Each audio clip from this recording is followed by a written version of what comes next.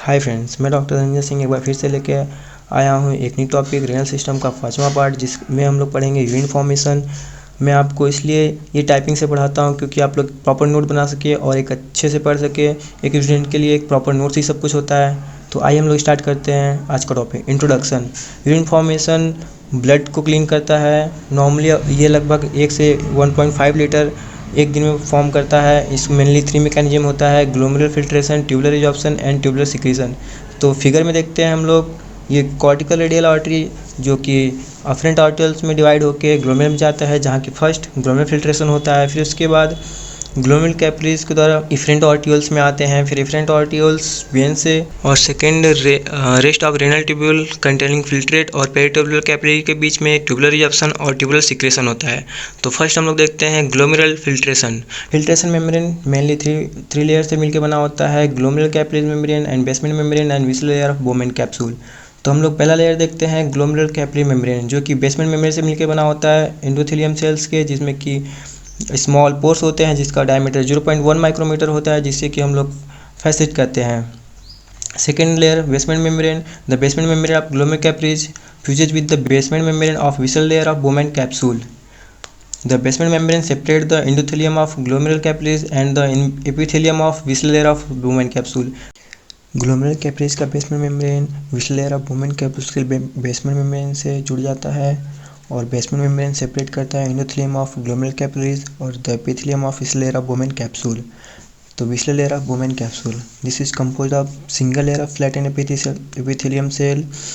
It is connected with the basement membrane by cytoplasmic extension called pedicles or feet. ये cytoplasmic extension के द्वारा जुड़े होते हैं जिसे हम लोग pedicles और feet कहते हैं. These pedicles are arranged in a interdistinct manner, leaving small cleft-like space in between. This small cleft-like space is known as slit pores. Filtration takes place through these slit pores. और filtration इसी slit pores के द्वारा होता है. The epithelium cells with pedicels are called podocyte cells. Process of glomerulus filtration देखते हैं हम लोग कैसे प्रोसेस होता है ग्लोमेरुलस फिल्ट्रेशन का. जब ब्लड ग्लोमेरुलस में आता है तो ये फिल्टर्स होता है plasma filtered into the Bowman capsule. All the substance of plasma are filtered except the plasma proteins. सभी सब्सटेंस फिल्टर हो जाते हैं केवल प्लाज्मा प्रोटीन को छोड़कर. This filters is called glomerular filtrate.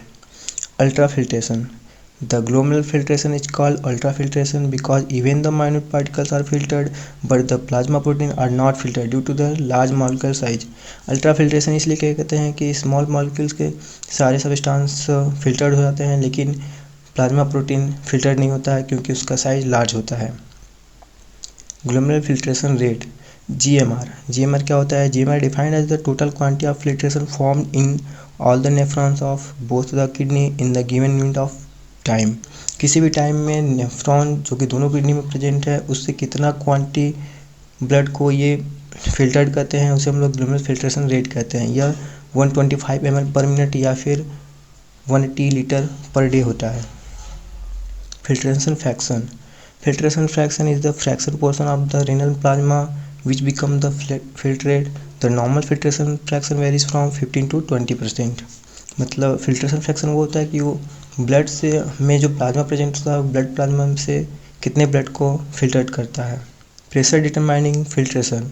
The pressure which determine the glomerular filtration rate are glomerular capillary pressure. It is a pressure ejected by the blood in glomerular capillaries.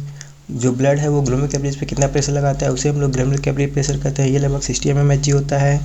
Colloidal osmotic pressure कि it is ejected by the plasma proteins on the glomerular capillaries या cells. It about 25 mmHg. Blood plasma कितना glomerulus पर filter के दौरान कितना pressure लगाता है उसे हम लोग कोलाइडल ऑस्मोटिक प्रेशर कहते हैं. Hydrostatic pressure in the Bowman capsule. It is the pressure exerted by the filtrate in Bowman capsule. Filter के दौरान कितना प्रेशर एक्सर्ट होता है बोमेन कैप्सूल पे इसे हम लोग हाइड्रोस्टैटिक प्रेशर कहते हैं. It is also called capsular pressure. इसे हम लोग कैप्सुलर प्रेशर के नाम से भी जानते हैं. ये लगभग 15 mmHg होता है. It also oppose glomerular filtration. Net filtration pressure. Glomerular capillary pressure minus colloidal osmotic pressure plus hydrostatic pressure in Bowman capsule is known as net filtration pressure. Factors regulation affecting GFR. कौन कौन से factors हैं जो GFR को affect करते हैं? Renal blood flow, अगर renal blood flow ज़्यादा होता है तो GFR ज़्यादा होगा। ट्यूबुलर ग्लैमेरुलर फीडबैक में क्या होता है कि अगर NaCl की कॉन्सेंट्रेशन ज़्यादा है तो GFR कम होगा, अगर NaCl कॉन्सेंट्रेशन कम है तो GFR कम होगा। ग्लोमेरुलर कैपिलरी प्रेशर अगर अधिक है तो फिल्ट्रेशन ज़्यादा होता है, ये डायरेक्टली प्रोपोर्शनल होता है। कोलाइडल ऑस्मोटिक प्रेशर ज़्यादा है तो हमारा GFR भी ज़्यादा होगा। कंस्ट्रक्शन ऑफ अफरेंट आर्टियोल्स ये इन्वर्सली प्रोपोर्शनल होता है GFR के। Hydrostatic pressure in Bowman capsule is directly proportional to GFR। Constriction of afferent arteriole is inversely proportional to GFR। Constriction of efferent arteriole is directly proportional to GFR, क्योंकि जब efferent आर्टियोल्स का construction कम हो जाएगा तो blood pressure high हो जाएगा, जिससे filtration बढ़ जाता है। Surface area of capillary membrane is directly proportional to GFR। Permeability of capillary membrane is also directly proportional to GFR। Contraction of glomerular cell is inversely proportional to GFR। तो हमने ये देखा कि कैसे अफेक्ट करता है वीन फॉर्मेशन का second part, जिसे हम लोग कहते हैं tubular resorption, selective resorption. Tubular resorption is known as selective resorption because the tubular cells resorb only the substance we need necessary for the body। जो कि हम सबस्टांस हमारे बॉडी के लिए बहुत ही ज़रूरत होता है वही रिजॉर्ब्स होता है, इसलिए हम लोग इसको सेलेक्टिव रिजॉर्प्शन कहते हैं। मैकेनिज्म ऑफ रिजॉर्प्शन, ये 2 टाइप्स के होते हैं mainly, active resorption and passive resorption. Active resorption में हम लोग की एनर्जी की रिक्वायर्ड होती है क्योंकि ये कॉन्सेंट्रेशन के विरुद्ध सबस्टांस को लाते हैं। पैसिव रिजॉर्प्शन में ये कॉन्सेंट्रेशन के थ्रू ही होता है, इसमें एनर्जी ग्रोथ नहीं होती है। Site of reabsorption, substance reabsorb from proximal conductive tubules. PCT के द्वारा कौन कौन से सबस्टांस रिजॉर्ब होते हैं? Glucose, amino acid, sodium, potassium, calcium, bicarbonate, chloride, phosphate, uric acid and water.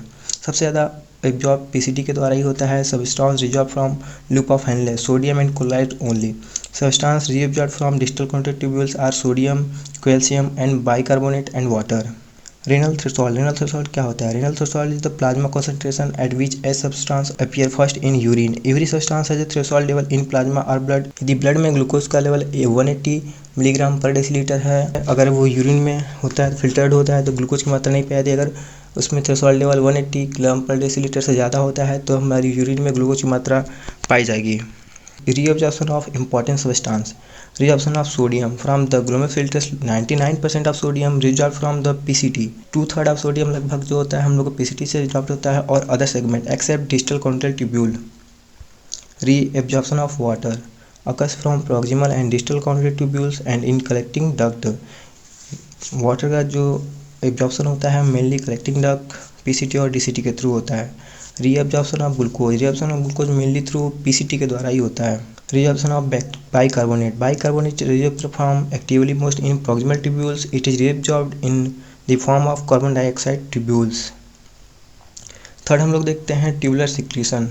Tubular secretion is the process by which the substance are transported from blood into renal tubules, it is also called tubular excretion. Tubular secretion वो होता है कि जो कि substance को blood से renal tubules में transport होते हैं, उसे हम लोग ट्यूबुलर सिक्रीशन कहते हैं। Substance secretion in different segment और renal tubules, substance different types segment में रेनल ट्यूब्यूल्स में सिक्रेट होते हैं, जैसे potassium is secreted actually by sodium potassium pump in PCT and DCT tubules and collecting ducts.